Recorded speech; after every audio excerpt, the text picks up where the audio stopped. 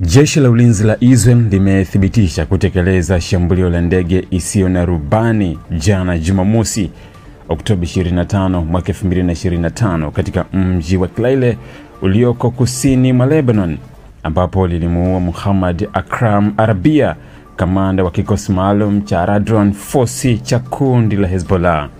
Shambulio hilo lililenga gari lililokuwa likisafiri katika barabara ya eneo hilo na lilisababisha mlipuko mkubwa uliosikika katika maeneo jirani ya mji wa Tyre au Sol.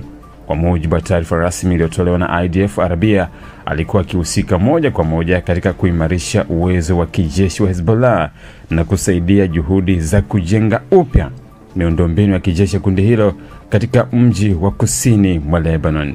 Jeshi hilo liliongeza kuwa shughuli za kamanda huyo zilikuwa ukiukaji wa makubaliano kati ya Israel na Lebanon yaliyowekwa chini ya usimamizi wa Umoja wa Mataifa, ambao unakataza uwepo wa wanamgambo wa Hezbollah kusini mwa mto Litani. IDF ilisema kuwa Arabia alikuwa mmoja wa makamanda wakuu ndani ya kitengo cha vikosi maalum cha Radwan ambacho kimekuwa kikiandaliwa kwa muda mrefu na Hezbollah kwa ajili ya uvamizi ndani ya Israel endapo vita kamili vitazuka. Kwa mujibu wa jeshi hilo, kamanda huyo alikuwa anashirikiana na makamanda wengine wa Hezbollah katika kupanga mipango ya kurudisha nguvu za kivita zilizopotezwa kufuatia mashambulio ya anga ya Israel katika miezi ya hivi karibuni. Kwa upande wa Lebanon, Wizara ya Afya imethibitisha kuwa mtu mmoja amefariki dunia katika shambulio hilo na hakuna majeruhi waliothibitishwa hadi sasa. Mashuhuda wanasema kuwa ndege isiyo na rubani ya Israel ilifyatua kombora moja lililolenga gari dogo lilokuwa likisafiri katika barabara ya Klaile karibu na eneo la mashambani, na kwamba moto mkubwa ulizuka mara moja baada ya mlipuko huo. Mamlaka za eneo hilo zimezuia raia kusogea karibu na eneo la tukio kutokana na uwezekano wa mabaki ya vilipuzi. Vyombo vya habari vya Lebanon vimeonyesha picha na video kutoka katika eneo la tukio zikionyesha mabaki ya gari lililoteketea kabisa.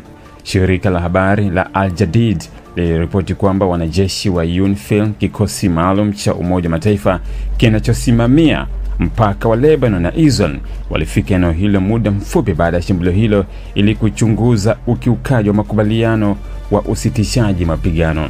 Shambulio hilo linakuja katika kipindi ambacho mvutano kati ya Israel na Hezbollah umeendelea kuongezeka licha ya juhudi za kidiplomasia za kimataifa kurejesha utulivu katika mpaka wa nchi hizo mbili. Wataalamu wa masuala ya kijeshi wanasema kuwa hatua hizi za Israel zina lengo la kudhibiti ukuaji wa miundombinu ya Hezbollah karibu na mpaka, huku kundi hilo likiapa kuendelea na mapambano ya kujilinda dhidi ya kile linachokita uvamizi wa Israel katika ardhi ya Lebanon. Kwa sasa hali katika mpaka wa Israel na Lebanon imebaki kwa tete, huku makombora na ndege zisizo na rubani zikiripotiwa kusikika mara kwa mara katika maeneo ya kusini mwa Lebanon na kaskazini mwa Israel.